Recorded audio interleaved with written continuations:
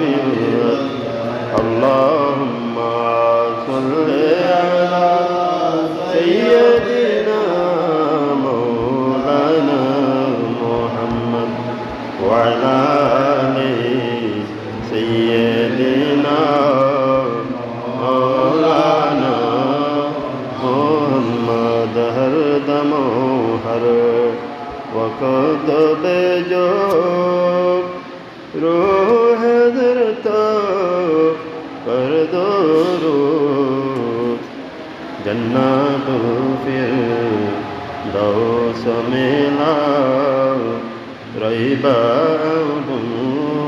تدخلون اللهم صل على سيدنا مولانا محمد وعلى آل سيدنا مولانا صل على رسولنا صل على محمد صل على حبيبنا صل على الله الله الله لا إله إلا هو الله الله لا إله إلا أعوذ بالله من الشيطان الرجيم بسم الله الرحمن الرحيم لقد كان في رسول الله أسوة حسنة صدق الله مولانا العظيم وصدق رسوله النبي الحبيب الكريم ونحن على ذلك من الشاهدين والشاكرين والحمد لله رب العالمين مولاي صل وسلم دائما ابدا على حبيبك خير خلق كلهم মুআজ্জাজ মোহতারাম ওয়াজিবুল ইহতারাম সম্মানিত মুসল্লিন কিরাম নওজওয়ান ভাইয়েরা পর্দা আড়ালে আবেদা শাকেরা তাহেরা মাসুরা মা বোনেরা আসসালামু আলাইকুম ওয়া রাহমাতুল্লাহি ওয়া বারাকাতুহু। আল্লাহ পাক সুবহানাহু ওয়া তাআলা দরবারে শুকরিয়া জ্ঞাপন করছি রব্বুল আলামিন দয়া করে মায়া করে জিলকদ মাসের এই গুরুত্বপূর্ণ সময়ে জুমার নামাজে হাজির শরীর শামিল হয়ে কয়েকবার আল্লাহ রসুলের উপর দুরূদ শরীফ পড়ার জন্য সুযোগ দিয়েছেন, সেই জন্য উচ্চস্বরে একবার বলে আলহামদুলিল্লাহ। সম্মানিত হাজিরিন, আল্লাহ পাক সুবহানাহু ওয়া তাআলা কুরআন পাকের মধ্যে ইরশাদ ফরমাচ্ছেন লাকাদ কানা ফি রাসূলিল্লাহি উসওয়াতুন হাসানাহ। আমি রব্বুল আলামিন তোমাদের জন্য আমার নবীর জীবনে উত্তম আদর্শ রেখেছি। মানে একজন ব্যক্তি, একজন মুসলমান আল্লাহ রসুলের জীবন আদর্শ ছাড়া অন্য কারো জীবন আদর্শ অনুসরণ করার প্রয়োজন থাকবে না। প্রকৃতপক্ষে যদি আল্লাহ রসুলের যেই জীবন আদর্শ যে সুন্নতগুলো আছে সেগুলো যদি আমরা আঁকড়ে ধরি, পৃথিবীর কোনো শক্তি নাই আমাদেরকে পথভ্রষ্ট করার। সুতরাং আল্লাহ রসুল সাল্লাল্লাহু আলাইহি সাল্লাম আমাদের জন্য ওনার জীবদ্দশায় হাজার হাজার সুন্নত রেখে গিয়েছেন। আলহামদুলিল্লাহ, একজন উম্মতে মুহাম্মদী আল্লাহ রসুলের একটা সুন্নতও আঁকড়ে ধরতে পারে। আল্লাহ রসুল সাল্লাল্লাহু আলাইহি সাল্লাম বলছেন আখিরি জামানার মধ্যে আমার ওই উম্মত 100টা শহীদের মর্যাদা লাভ করবেন। চাওয়া জীবন আলহামদুলিল্লাহ। মান তামাসসাকা বিসুন্নতি ইনদা ফাসাদি উম্মতি ফালাহু আজরু মিয়াতি শাহীদা। যে ব্যক্তি আমার একটা সুন্নত জিন্দা করল, সেই যেন 100টা শহীদ যেই উহুদ বদর খন্দক হুনাইনের মধ্যে যুদ্ধ করে শাহাদত বরণ করে যেই মর্যাদা হাসিল করেছেন, তার চাইতে আল্লাহ পাক সুবহানাহু ওয়া তাআলা তাকে বেশি সম্মানিত করবেন। আলহামদুলিল্লাহ। সুতরাং আমরা দৈনন্দিন জীবনে আল্লাহ রসুলের সুন্নাত যেগুলো আমাদের জানা আছে সেগুলো যথাযথভাবে যদি সেখান থেকে কিছু সুন্নত আমরা আমাদের জীবনে চর্চা করি, প্র্যাকটিস করি, তাহলে আমরা অবশ্যই একজন ইনসানে কামেল হব। আল্লাহ রসুল সাল্লাল্লাহু আলাইহি সাল্লাম আল্লাহ রসুলের 100টা সুন্নাত যেগুলো তিনি দৈনন্দিন করতেন, আমরা কিছু আল্লাহ রসুলের সুন্নাত নিয়ে আজকে আলোচনা করব। সেখান থেকে যদি আমরা কয়েকটা সুন্নতও যদি আমাদের জীবনে বাস্তবায়ন করতে পারি, তাহলে আমাদের জীবনটা ধন্য হবে। আল্লাহ রসুল সাল্লাল্লাহু আলাইহি সাল্লাম ঘুম থেকে যখন উঠতেন, তিনি একটা দোয়া করতেন।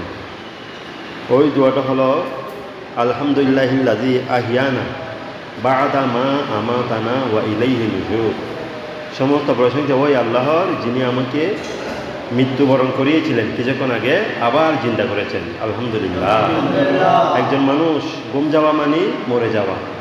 ওই সময় যদি আপনি তাকে জবেও করে দেন, উনি জানবেন না। একমাত্র আল্লাহ যদি সেভ না করে ওই মানুষকে, ঘুমন্ত মানুষকে আপনি জবে করে দিলেও সে জানবে না। সুতরাং ঘুমন্ত মানুষের যে মৃত্যু সমান, আল্লাহ যে আমাকে মৃত্যু থেকে আবার হায়াত দিয়েছেন বা জাগিয়ে তুলেছেন, সেই জন্য আল্লাহ রসুল সাল্লাল্লাহু আলাইহি ওয়াসাল্লাম এই দোয়াটা করতেন। এরপরে আল্লাহ রসুলের একটা সুন্নাত, ঘুমানোর আগে উনি কী করতেন? আয়াতুল কুরসি পড়তেন। আমরা যারা আয়াতুল কুরসি মুখস্থ জানি, আমরা কি করব? আয়াতুল কুরসি যেটা আছে, আল্লাহু লা ইলাহা ইল্লা হুয়াল হাইয়ুল কাইয়্যুম, এই দোয়াটা পড়ব। পরে হাতের মধ্যে ফুঁক দিয়ে তিনটা কী করব? তালি দিবেন। হাদিসে পাকের মধ্যে আছে, যে ব্যক্তি এইভাবে করবে, ওই তালির আওয়াজ যতটুকু পর্যন্ত যাবে, অতটুকু পর্যন্ত কোনো শয়তান, জিন, অনিষ্ট করে এরকম কোনো বিচ্ছু, সাপ আপনার কাছে দ্বারে আসতে পারবে না। আল্লাহ পাক এইভাবে আপনাকে কী করবেন? হেফাজত করবেন। এরপর আল্লাহ রসুলের আরেকটা সুন্নাত ছিল, উনি ঘুমানোর আগে 3 কুল পড়তেন। 3 কুল মানে কুল আউযু বিরাব্বিল ফালাক, কুল আউযু বিরাব্বিন নাস, কুল হুয়াল্লাহু আহাদ। আবার অন্য হাদিসের মধ্যে 4 কুলও পড়তেন, কুল ইয়া আইয়ুহাল কাফিরুন। সুতরাং আমরা তো এগুলো জানি। আমরাও আল্লাহ রসুলের একটা সুন্নাত যদি আমরা চিন্তা করতে পারি, তাহলে আমাদের জীবন আল্লাহ পাক ধন্য করবেন। এরপর এগুলো হচ্ছে ঘুমানোর মধ্যে, ডান কাতে ঘুমানো। একজন মুসলমান কখনো বাম কাত হয়ে ঘুমাবে না। কি জন্য? আল্লাহ রসুল তো বলেছেন, তোমরা ডান কাত হয়ে ঘুমাও। কেননা ওই সময় বিজ্ঞান এত ডেভেলপ হয় নাই, মানুষ বুঝবে না কি জন্য। বিজ্ঞানীরা এখন গবেষণা করে দেখছেন, মানুষ যদি সবসময় বাম কাত হয়ে যদি ঘুমায়, এদিকে হার্ট আছে মানুষের, হৃৎপিণ্ড যেটা পাম্পিং করছে সারাদিন, রক্ত সঞ্চালন, এটার উপর যখন আপনি ঘুমাবেন, এটার উপর শরীরের সমস্ত ভর ওই হাড়ের মধ্যে চাপ পড়ে। সেই জন্য মানুষের রক্ত চলাচল না হওয়ার কারণে হঠাৎ ঘুমের মধ্যে একটু করে মানুষ মারা যায়। এই জন্য আল্লাহ রসুল বলছেন, তোমরা সবসময় ডান কাত হয়ে ঘুমাও। ডান কাত হয়ে ঘুমাইলে তাড়াতাড়ি ঘুম থেকে ওঠা যাবে, আপনার হার্টের মধ্যে কোনো প্রভাব পড়বে না। এরপর আল্লাহ রসুলের আরেকটা সুন্নাত হচ্ছে মিসওয়াক করা। আল্লাহ রসুল সবসময় মিসওয়াক করতেন।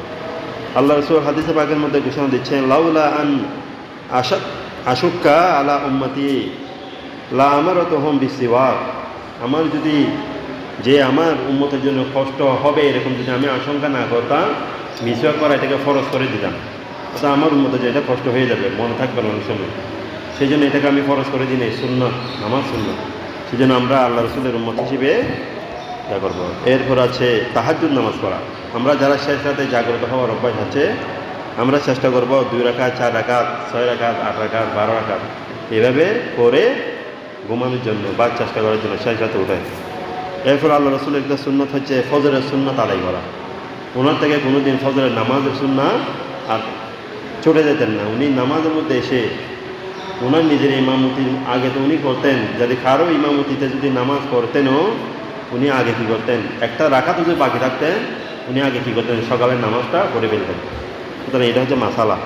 একটা রাকাতও যদি পান, আপনি দেখছেন যে ইমাম সাহেব এখনো নামাজ পড়েছেন, আপনি একটা রাকাত পাবেন বা তাশাহুদের মধ্যে হয়তো পাবেন, তবুও আপনাকে বলা হয়েছে ফিকার মাসালার মধ্যে আপনি তাড়াতাড়ি সকালের সুন্নাত নামাজটা আদায় করে নেবেন। এরপরে ফজরের নামাজের পর আল্লাহ রাসূল সাল্লাল্লাহু আলাইহি ওয়াসাল্লাম জায়নামাজের মধ্যে বসে বসে জিকির করতেন, মুরাকাবা করতেন, জিকির করতেন। এটা আল্লাহ রসুলের একটা সুন্নাত ছিল। এবং উনি সূর্য ওঠা পর্যন্ত ওই জায়নামাজের মধ্যে বসে থাকতেন, জিকির আজকার করতেন, বিভিন্ন রকম দোয়া দৌড় করতেন। আল্লাহ রসুল সাল্লাল্লাহু আলাইহি ওয়াসাল্লাম হযরতে বেলাল হাবশী রাদিয়াল্লাহু তাআলা আনহু যখন আযান দিতেন, আল্লাহ রসুলের জবান মুবারক থেকে আযানের দোয়া কোনোদিন ফেরত যেতেন না। যেখানে তিনি আযান শুনতেন, যতটাই আযান শুনতেন, হযরত বেলাল বলে বা অন্য জায়গায়, যে কোনো জায়গায় উনি সবসময় আযানের জবাব দিতেন। আমরা উম্মত হিসেবে আমরা অবশ্যই আজানের জবাব দেব।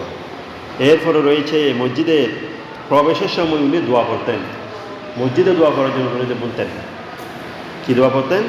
তা মুসলিম শরীফের মধ্যে আছে যে দোয়াটা আমরা পড়ি, আল্লাহুম্মা আফতাহ লি আবওয়াব রাহমাতিক। আল্লাহ রাসূল সাল্লাল্লাহু আলাইহি ওয়াসাল্লাম এত বড় নবী হওয়ার পরেও উনি আল্লাহর পক্ষ থেকে রহমত তালাশ করতেছেন। দেখেন, হে আল্লাহ, আমার জন্য রহমতের ভান্ডার খুলে দেন। শিক্ষা দিয়েছেন উম্মতকে। আল্লাহ রাসূলের তো রহমতের ভান্ডার প্রয়োজন নাই, এটা শিক্ষা দিয়েছেন কাদেরকে? উম্মতকে। আমাদের তো রহমতের প্রয়োজন। সেই জন্য আমরা ডান পা দিয়ে মসজিদে প্রবেশ করব এবং প্রবেশ করার আগে আগে এই দোয়াটা করে নিব। এরপরে আল্লাহ রাসূলের একটা সুন্নাত ছিল, উনি মসজিদে ঢোকার সাথে সাথেই উনি 2 রাকাত তাহিয়াতুল উযু নামাজ পড়তেন।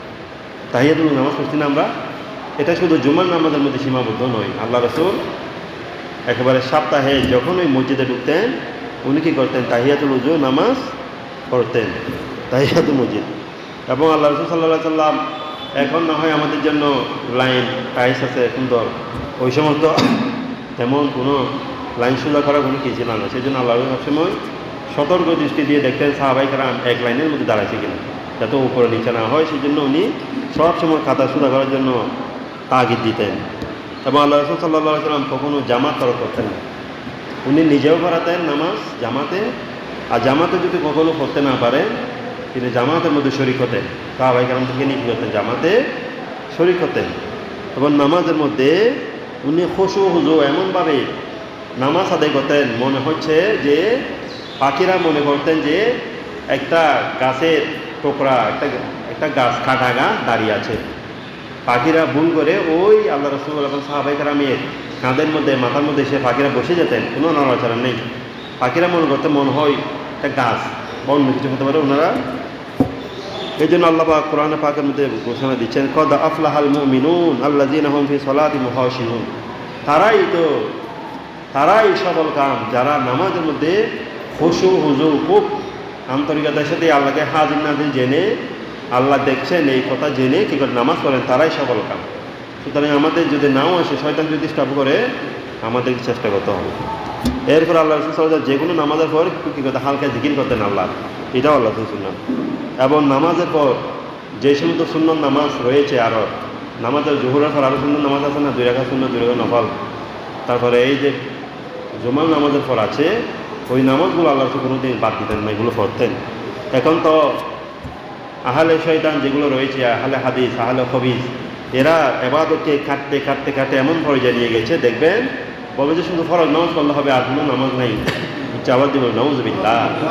বান্দারা যাতে এমনিতে নামাজ আদায় করে না, যাও একটু মসজিদে আসলে কয়েক রাকাত নামাজ করে সেগুলোও কাঁচি দিয়ে কাটতে কাটতে, বেদাতের কাঁচি দিয়ে কাটতে কাটতে নামাজকে কী করে দিয়ে থেকে বেড়ে লম্বা ফেলকে হামফাট বানাই দিতে, যে অবস্থা ইসলামকে এভাবে বানিয়ে দিয়েছে। এরপর আল্লাহ রাসূল সাল্লাল্লাহু আলাইহি ওয়াসাল্লাম সকাল সন্ধ্যা সব সময় করতেন জিকিরে মশগুল, শুধু নামাজের মধ্যে সীমাবদ্ধ নয়, উনি যে কোনো সময় পেতেন যে উনি জিকির করতেন। এবং আল্লাহ রাসূলের আরেকটা সুন্নাত ছিল, উনি যে কোনো কাজ বিসমিল্লাহ বলে শুরু করতেন। ওনার একটা কাজও উনি কোনো দিকে করতেন না বিসমিল্লাহ ছাড়া শুরু। এই জন্য আল্লাহ রাসূল ঘোষণা দিয়েছেন যে যেই সমস্ত কাজ যে বিসমিল্লাহ পরে শুরু করা হয় না, সেগুলো কি হয়? লেজ কাটা হয়। অসম্পূর্ণ লেজ কাটা মানে কি? অসম্পূর্ণ। যে সমস্ত প্রাণীর লেজ আছে, ওই প্রাণীগুলো যদি লেজ যদি হঠাৎ করে পড়ে যায়, কেটে যায়, বিচ্ছেদে লাগবে। কিন্তু যে প্রাণীর লেজ নেই, তাকে যদি এক্সট্রা লেজ লাগাই দেন, তাকে বিচ্ছেদে লাগবে। কিন্তু যে প্রাণীকে আল্লাহ সৃষ্টিগতভাবে লেজ দিয়েছেন, ওই লেজটা যদি না থাকে, আপনি দেখবেন তার মধ্যে বিশ্রী প্রাণী আর লাগে না। বানরের লেজ আছে, কুকুরের লেজ আছে, কিন্তু লেজ না থাকলে দেখবেন এটাকে সুন্দর লাগে না। কিন্তু আমাদের লেজ নেই, আমাদের যদি লেজ একটা হঠাৎ করে হয়ে যায়, দেখবেন আমাদের বিশ্রী লাগবে। এগুলো হচ্ছে সৃষ্টি, আল্লাহ সৃষ্টির নৈপুণ্য। সুতরাং লেজ কাটা মানে অসম্পূর্ণ হবে। এই জন্য আমরা যে কোনো কাজ, ভালো কাজ বিসমিল্লাহ বলে শুরু করবো। আবার শরীর আঘাত এগুলো না। হুজুর বলেছেন যে কোনো কাজ শুরু করার জন্য বিসমিল্লাহ। এই জন্য মানুষের সম্ভব মানুষকে চিন্তা করার জন্য বিসমিল্লাহ দাও, যা আছে বের করো, নাহলে তোমার নারীগুলো বের করে ফেলবো। এইভাবে বললে আরও গুনাহ হবে। ওই সময় বিসমিল্লাহ বলে আরও গুনাহ হবে। এইভাবে বিসমিল্লাহ করে পারা যাবে না। দরুদ শরীফ পড়া, যে কোনো সময় আল্লাহর রাসূলের উপর দরুদ শরীফ পড়া। কি জন্য আল্লাহ কোরআনের পাকের মধ্যে বলছেন, ইন্নাল্লাহা ওয়া মালাইকাতুহু ইউসাল্লুনা আলান নবী ইয়া আইয়ুহাল্লাযীনা আমানু সাল্লু আলাইহি ওয়া সাল্লিমু তাসলিমা। আল্লাহ এবং আল্লাহ রসুল, আল্লাহর ফেরেশতারা আল্লাহ রসুলের উপর দরুদ শরীফ পড়েন। হে ঈমানদারগণ, তোমরাও আল্লাহ রসুলকে কি পড়ো? হ্যাঁ, দরুদ শরীফ পড়ো। সুতরাং আমরা যখনই সময় পাবো জিকির আজকার করবো, আল্লাহ রসুলকে ছোটো ছোটো দর্শরী পড়বো, যা আমরা জানা আছে। আল্লাহ রসুলের আরেকটা সুন্নত ছিল, তিনি সবসময় দান সৎকা করতেন। একটা টাকাও যদি থাকতেন উনি দান সৎকা করে দিতেন। এমনকি একটা ওয়াকে আছে, উনি নামাজের ইমামতির মধ্যে দাঁড়াবেন, হঠাৎ ওনার মনে পড়লো ওনার এখতিয়ারের মধ্যে, ওনার জিম্মাদারির মধ্যে 1-1.5 টাকা রয়ে গিয়েছে ঘরের মধ্যে বালিশের নিচে। উনি গিয়ে ওই টাকাটা এসে একজন গরিব সাহাবীকে দান করে দিয়ে উনি নামাজের কাতারে দাঁড়ালেন। আলহামদুলিল্লাহ, আল্লাহ রসুলের এই আদর্শ তো আমরা পারবো না, উনি নবী পেরেছেন, কিন্তু আমরাও চেষ্টা করি। আমরা যদি আমাদের সর্বস্ব দিতেও না পারি আবু বকরের মতো, ওমরের মতো, কিন্তু আমাদের সামর্থ্য অনুযায়ী মানুষকে দান সৎকার করতে পারি। আর সদকা তো তারাতুল বালা, সৎকা দান সৎকা আপনার বলা মাসে দূর করেন, ও তুজিদুল উমর, আপনার হায়াত বৃদ্ধি করবেন। সুতরাং আমরা এগুলো করব। এই জন্য আল্লাহ কোরআনের মধ্যে বলে সূরা বাকারার, ওয়ামা তুকাদ্দিমু লিআনফুসিকুম মিন খাইরিন তাজিদুহু ইনদাল্লাহ, তোমরা দুনিয়ায় থাকতে যে কোনো ভালো কাজ করে আসবে, পেশ করে আসবে, রেখে আসবে, ভালো কাজ করে, এগুলো অবশ্যই অবশ্যই কিয়ামতের ময়দানে আমি রব্বুল আলামিন তোমাদের জন্য দান করব, তোমাদের জন্য হাজির করে দিব। ওয়ামা তুকাদ্দিমু, তোমরা যা কিছু রেখে এসেছো, লিআনফুসিকুম, তোমাদের নিজের জন্য, মিন খাইরিন, ভালো কাজ, দান বলেন, সৎকার বলেন, ভালো কাজ, যে কোনো একটা ভালো কাজ দুনিয়ার মধ্যে করে গিয়েছেন, আপনি মারা গিয়েছেন, আল্লাহ বলেন যে কবরে যাওয়ার সাথে সাথে তোমার ভালো কাজ তোমার সামনে আমি হাজির করে দিব। আলহামদুলিল্লাহ, যে কোনো কাজের উপর আল্লাহর উপর তাওয়াক্কুল করা, এটাও আল্লাহ রসুল সুন্নত। আল্লাহ রসুল কোনোদিন আল্লাহর উপর তাওয়াক্কুল কি করতে হারাতেন না। আবু জাহেল, আবুল হাব, উতবা, সাইবা, বড় বড় প্রমুখ কাফের, হাট্টা কাফের, যারা আল্লাহ রসুলের বিরোধিতা করে, আল্লাহ রসুল একজন ছিলেন। কোনোদিন এই চিন্তা করেনি যে হ্যাঁ এরা তো আরবে, এরা তো বড় বড় নেতা, এরা তো আমার জীবন নিয়ে হয়তো চিনিমিনি খেলতে পারে, আমিও মেরে ফেলতে পারে, এই জিনিসটা কোনোদিন কী করেনি চিন্তা। এই জন্য আল্লাহ কোরআনের মধ্যে ওয়ামান ইয়াতাওয়াক্কাল আলাল্লাহি ফাহুয়া হাসবুহু, যেই ব্যক্তি আমি আল্লাহর উপর তাওয়াক্কুল করে, ভরসা করে, আমি আল্লাহ তার জন্য যথেষ্ট হয়ে যাব। আলহামদুলিল্লাহ, আল্লাহ রসুলের এই সুন্নাত, আল্লাহ রসুল কোনোদিন আল্লাহর উপর ভরসা হারাতেন না। এরপরে আল্লাহ রসুলের আরেকটা সুন্নাত হচ্ছে ধৈর্য ধারণ করা। এগুলো আল্লাহ রসুল সুন্নাত বলে কী জন্য বলছি, এগুলো আমরা যাতে অ্যাপ্লাই করতে পারি, প্র্যাকটিস করতে পারি। আল্লাহ রসুল ধৈর্য ধারণ করতেন সব কাজের মধ্যে। কাফের মুশরিকরা এত কষ্ট দেওয়ার পরেও আল্লাহ রসুল কোনোদিন একটা হাই হতাশ শব্দ মুখ থেকে বের করেন নাই, ধৈর্য ধারণ করেছেন কষ্টের মধ্যে। ইন্নাল্লাহা মা'আস সাবিরিন, আল্লাহ কোরআনের মধ্যে নিশ্চয়ই আল্লাহ ধৈর্য ধারণকারীদের সাথে আছেন। একটা জিনিস কিছুক্ষণ আগে আমি আজকে তাহিয়াতুল হুজুর দখলুল মসজিদ নামাজ পড়িনি, কাবলার জুমার নামাজটা পড়ে বসে থাকছি। আমি চাইছিলাম আজকে দাঁড়াবো না, গত রাত হঠাৎ করে কাপড় দিয়ে জ্বর আসলো, তবুও আল্লাহর নাম নিয়ে দাঁড়িয়ে গেলাম। আমি বলছি আল্লাহ যদি চাই কিছু বলবো, না হলে বসে যাবো, খারাপ লাগবে। হঠাৎ কাপড় দিয়ে জ্বর, দাঁড়াতে পারছি না, কষ্ট হচ্ছে, তবুও আল্লাহর নাম দিয়ে দাঁড়িয়েছি। এই জন্য সবসময় আমরা যদি চেষ্টা করি আল্লাহর পর তাওয়াক্কুল করতে, আল্লাহ অবশ্যই আমাদেরকে সাহায্য করবেন। এরপরে দিয়েছেন আল্লাহ রসুল যে কোনো কাজ, ছোটো কাজ হোক, যে কোনো কাজের মধ্যে আল্লাহর পর শুকরিয়া আদায় করতেন। একটা টাকাও যদি একটা যুদ্ধের মধ্যে হার হলেও জিত হলেও উনি আল্লাহর উপর সবসময় কী করতেন, শুকরিয়া আদায়। লাইন সাগারতুম, আল্লাহ বলা লাইন সাগারতুম, যদি তোমরা শুকরিয়া করো, লাযিদান্নাকুম, অবশ্যই অবশ্যই আমি বৃদ্ধি করে দেব। ওয়ালাইন কাফারতুম, তোমরা যদি আমার নিয়ামত পেয়ে অস্বীকার করো, ইন্না আযাবি লাশাদীদ, অবশ্যই অবশ্যই আমার আযাব খুবই শক্তিশালী, তোমাদেরকে পাকড়া করব। তোমরা হয়তো দুনিয়াতে চলার মধ্যে দুনিয়া সবসময় তোমাদের অনুকূলে থাকবে না, কিছু কিছু প্রতিকূলও যাবে, অনুকূলে থাকবে না। সবসময় কি আমাদের শরীর ভালো থাকবে? একসময় একটু খারাপ লাগবে না? গতকাল ভালো ছিলাম, আজকে হঠাৎ করে খারাপ, তাই বলে আমরা হাই হতাশ করে দেবেন, আল্লাহর কী করতে হবে তার উপর। এই জন্য এরকম কষ্টের মধ্যে থাকলেও আল্লাহ রসুল সবসময় কী করতেন, শুকরিয়া আদায় করতেন। এরপরে যে কোনো কাজের মধ্যে উনি ভালো ভালো কী করতেন, নিয়ত করতেন। যে কোনো কাজের মধ্যে একটা কাজ করার আগে উনি ভালো নিয়ত করতেন। এই জন্য আল্লাহ রসুল বলে ইন্নামাল আমালু বিন্নিয়াত, একটা ভালো কাজ করার জন্য আপনি নিয়ত করবেন, যদি করতে পারেন আল্লাহ সুবহানাহু ওয়া তাআলা আপনার আমলনামার মধ্যে সওয়াব দিবেন, যদি করতে না পারেন ওই যে ভালো কাজে নিয়ত করেছেন তাও আপনাকে ফেরত দিবেন না। আল্লাহ রসুল বলছেন আমার উম্মত ভালো কাজের একটা চিন্তা ভাবনা করার কারণে আল্লাহ সুবহানাহু ওয়া তাআলা তাকে স্পেশালভাবে একটা রহমত তার আমলনামার মধ্যে দান করে দিবেন। কিন্তু খারাপ কাজ করার জন্য নিয়ত করলে যতক্ষণ কাজটা করবেন না ততক্ষণ পর্যন্ত গুনাহ লিখবে না, আল্লাহ করলেই আল্লাহ একটা গুনাহ দিবেন, কিন্তু নিয়ত ভালো কাজে নিয়ত করার সাথে সাথে আপনাকে আমলনামায় দান করে দিবেন। সংক্ষেপ করে দিব, শেষ আমি শেষ করে দিব। এরপরে আল্লাহ পাক সুবহানাহু ওয়া তাআলা আল্লাহ রাসূল সাল্লাল্লাহু আলাইহি ওয়াসাল্লামকে এমন উসওয়া দান করেছেন যে উনি যে কোনো কিছু খাওয়ার আগে বিসমিল্লাহ বলে খেতেন। এটা আমাদের জন্য অবশ্যই জরুরি। আপনি বিসমিল্লাহ বলে না খেলে এই খাবারের মধ্যে যেই ফজিলত যে বরকত রেখেছেন আল্লাহ, সেগুলো শয়তানের পেটের মধ্যে যাবে। শয়তান নাকি আপনার সাথে সাথে শয়তান নাকি মুখ দিয়ে রাখে খাওয়ার জন্য। ওই খাবার নিজা যেগুলো খেলে আপনি শক্তি হবে, আপনি নামাজ পড়বেন, শক্তি আসবে গায়ের মধ্যে, ওই স্বাদ মিজাজগুলো নাকি শয়তান খেয়ে ফেলে, যাতে আপনি দুর্বল হয়ে যান, নামাজ পড়তে না পারেন। সুতরাং বিসমিল্লাহ বলে যদি খান, দেখবেন আপনি সামান্য খেয়েছেন, এর মধ্যেও আল্লাহ পাক সুবহানাহু ওয়া তাআলা আপনাকে বরকত দান করবেন। আলহামদুলিল্লাহ।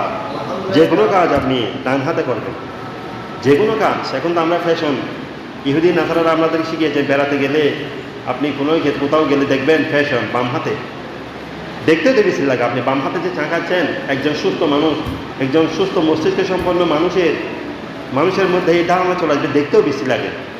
যে হাতটা আপনি অন্য কাজে ব্যবহার করেন, শৌচাগারে ব্যবহার করেন, স্থানজার জন্য ব্যবহার করেন, ওয়াশরুমের জন্য ব্যবহার করেন, সেই কাজটা দিয়ে আপনি খাবার খাচ্ছেন, সেই কাজটা দিয়ে আপনি মানুষকে কী করেন, মানুষের থেকে জিনিস নেন, এটা তো দেখতেও বেশি লাগে।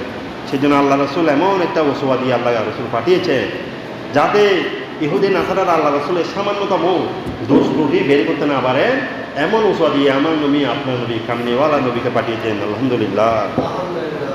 সামনে থেকে খাওয়া আরবের মধ্যে একটা প্রচলন ছিল, সবাই থালা দিয়ে বা সবাই ঘরের সদস্যরা বা মেহমান আসলে সবাই মিলেমিশে খাওয়া একসাথে। আমাদের যে আলাদা আলাদা প্লেট দিয়ে আমরা যেভাবে খাই বাংলাদেশের মানুষেরা, আরবের মধ্যে এগুলো নেই। আরবের মধ্যে সবাই মিলে, ঘরের সদস্যরা সবাই মিলে খাই। তো আল্লাহ রসুল একটা শূন্য ছিল, একজন সাহাবি, একজন ছোটো সাহাবি যখন বসলেন, উনি ওই থালার উনি যেদিকে বসলেন ওই দিক থেকে না খেয়ে ছোটো বাচ্চা ওই দিক থেকে এরকম মুখে খেতে যাচ্ছেন। মানে ছোটো বাচ্চা বুঝতেছে না কী করবেন, ওনাকে শিক্ষা দেওয়া যেমন, হে বাচ্চা, তুমি এইভাবে খেয়ে না, এইভাবে খাওয়া ভালো না, তুমি তোমার সামনের দিকে যেদিক থেকে আছে সেদিক থেকে খাও, এটা হচ্ছে সুন্নাহ। সুন্দর করে বললেন। ওই সাহাবী বললেন, সেই দিন থেকে আমার আর কোনো দিন ভুল হয় নাই। তাহলে আপনিও যখন ইফতারের সময় বিভিন্ন জ্ঞান মধ্যে আমরা যখন খাই, মিলেমিশে খাই, আপনার সাইডেরগুলো আপনি খাবেন। আপনি যদি ওই দিকে আরেকজনের সাইড থেকে খান, ওই আল্লাহর বান্দা মনে করবেন, আমার ভাই, আমার এই মেহমান আমার ভালো ভালো খাবারগুলো খেয়ে ফেলতেছেন, এরকম একটা খারাপ ধারণা চলে আসবে।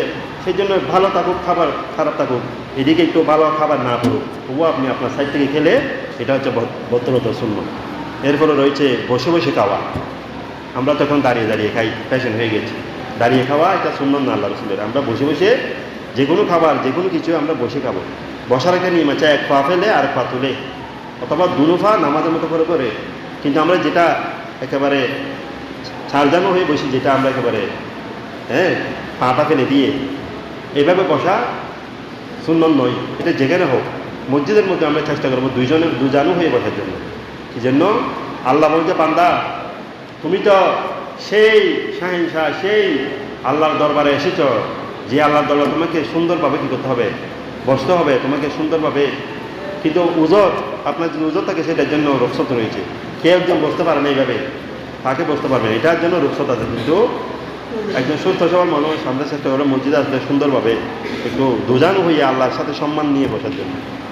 যে কোনো খাবার খেলে আলহামদুলিল্লাহ বলা, আলহামদুলিল্লাহ দোয়া করা, খাবারের দোষ না ধরা।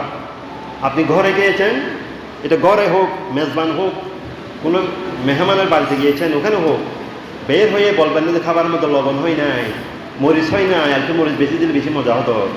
আমাদেরকে দাওয়াত দিয়েছেন, ঠান্ডা ঠান্ডা খাবারগুলো দিলেন, এদের মেজবান বেশি লবণ হয়েছে, এটা কম হয়েছে, তাহলে আল্লাহ সুবহানাহু ওয়া তাআলা আপনার উপর, আমার উপর অসন্তুষ্ট হবেন। যে যা দিয়েছেন, ওনার সামর্থ্য, যে আমাকে যা খাওয়াইছেন, এটার জন্য কী করতে হবে, আল্লাহ দরবারে শুকরিয়া করতে হবে। এটার জন্য কোনো দোষ ধরার কোনো সুযোগ নেই। এটা ধরলে আল্লাহ রসুলের সুন্নাতে বরহালাপ, সময় শেষ। এবং কোনো খাবার যদি পড়ে যায়, আমরা তো খাই না, ফ্যাশন। আল্লাহ রসুলের সাহাবায়ে কেরাম তো অভ্যাস ছিল, এটা যদি এমন ময়দা খাতার মধ্যেও পড়ে যায়, ওনারা নিয়ে ধুয়ে পৌঁছে খাবারগুলো খেতেন। এত যে খাবারের মধ্যে নাকি যে খাবারটা পড়ে যায়, ওই খাবারের মধ্যে নাকি আল্লাহ পাক বেশি কী রেখেছেন, বরকত রেখেছেন। সেই জন্য শয়তান সেটা ফেলে দেয়।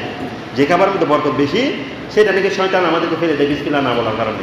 আপনি সেটা তুলে নেবেন, তুলে নিয়ে মুছে ধুয়ে হোক, সেটা বিসমিল্লাহ বলে খেয়ে ফেলবেন। দেখবেন যে গোড়া খাবারের যে রহমত, যে বরকত, সেটা ওই খাবারের মধ্যে আল্লাহ দিয়ে দিবেন। এবং আঙ্গুল চেটে খাওয়া। আমরা তো এখন কোথাও বেড়াতে গেলে আঙ্গুল চেটে গেলে মেহমানদার বললে ও মনে হয় রাক্ষস, খাবার খায় না মনে হয়। উনি যদি প্রকৃত যদি আল্লাহ নবীর উম্মত হয়ে থাকেন, উনি বলবেন যে না, এই ব্যক্তির মধ্যে আল্লাহ রসুলের একটা সুন্নত আছে, হাত ছেটে খেয়েছেন। এই হাতের মধ্যে আপনার যে বরকত, যেই রহমত রয়েছেন, ফজিলত, এগুলো রেখে দিয়েছেন। সেই জন্য আপনি হাতগুলো ছেটে খাবেন। খেয়ে এবং থালাটা ছেড়ে খাবেন। থালার মধ্যে ফ্যাশনের জন্য কিছু মাংস ভাত এগুলো রেখে দিবেন না। আপনি বরের খেতে গিয়েছেন, মেহমান বাড়িতে গিয়েছেন, আপনি যা পারেন তা নিবেন, শুধু শুধু বেশি নিয়ে খেতে পারবেন না, আপনি নষ্ট করে করেছেন। কিয়ামতের ময়দানে জবাব দিতে হবে যে অমুক জায়গার মধ্যে ফিলিস্তিনের মানুষের না খেয়ে মরছে, আর তুই মুসলমান হয়ে তুই খাবার নষ্ট করলি। সুতরাং করা যাবে না। আমাকে খেয়ে তুলে দিয়েছেন, আচ্ছা দিয়েছেন ঠিক আছে, কিন্তু উনি যখন একটা আবদার করে দিয়েছেন বা মহব্বত করে দিয়েছেন, দিন। দেওয়ার পর উনি যদি আস্তে করে রেখে দিবেন। তাই বলে দিচ্ছেন বলে আপনি খেয়ে নিলেন, একটু একটু ছিঁড়ে ফেলে দিলেন, এগুলো তো আরেকজন খাবে না, আরেকজন খাবেন না, সেই জন্য নষ্ট করে লাভ নাই। আমরা যা খেতে বলে তাকে খাবো। এরপরে রয়েছে পানি তিন নিঃশ্বাসে খাওয়া। আমরা পানি একটুকু যদি খেতে যান গলার মধ্যে আপনি হয়তো মারা যাওয়ার সম্ভাবনা রয়েছে। আমাদের এই শ্বাস, আমাদের যে পানির যে জিনিসটা আছে, যে নালীটা আছে, এটা খুবই ছোট্ট, এটা এমনি এরকম থাকে। পানি টানি খাবার যখন খাবেন অটোমেটিক আল্লাহ পাক সুবহানাহু ওয়া তাআলা কী করে দেন, এভাবে ফাঁক করে দেন। দেখবেন আপনার গলার মধ্যে দেখবেন আপনি ফাঁকটা দেখবেন না। খাবার খেলে অটোমেটিকভাবে আল্লাহ পাক এটা কি এভাবে করে দেন। সেই জন্য আপনি খাবার যদি সাথে সাথে কট করে খেয়ে ফেলেন, আপনার এখানে আপনি ভাত আটকে গেলে আপনি পানি দিয়ে আর কী করবেন, ওই জায়গাটা পরিষ্কার করবেন। কিন্তু আপনার পানি আটকে গেলে কী দিয়ে করবেন? লাঠি দিয়ে করতে পারবেন?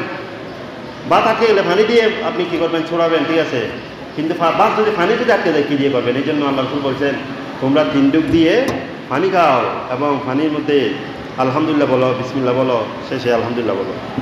সম্মানিত হাজিরিন, আরও অনেক সুন্নত রয়েছে এখানে, যে খাবারের আগে এবং পরে হাত ধোয়া। বিজ্ঞান বলছেন যেই মানুষেরা খাবারের আগে হাত ধুয়ে ফেলবে সাবান দিয়ে, তার নাকি 90% রোগ ব্যাধি তার থেকে চলে যাবে। 90%। এমন কোনো জায়গা নেই যেখানে এই যে এখানে চলছে, এখানে হাজার কোটি জীবাণু আছে, দেখছি না, মাইক্রোস্কোপ দিয়ে দেখার সাথে সাথে সেখানে কিলবিল করছে জীবাণু। সেই জন্য আপনি খাবারের আগে যতই কাজ থাকুক সাবান নিয়ে হাতটা ধুয়ে ফেলে, যেটা আল্লাহ রাসূল বলে গেছেন 1400 বছর আগে। সম্মানিত হাজিরিন, আমরা ভাত খাওয়ার আগে সুন্দর করে এমনি একটু পানি দিয়ে ধুলে হবে না, একটু সাবান টাবান দিয়ে ধুইলে আপনার ময়লা যেগুলো আছে ওই জীবাণু সেগুলো যাবে।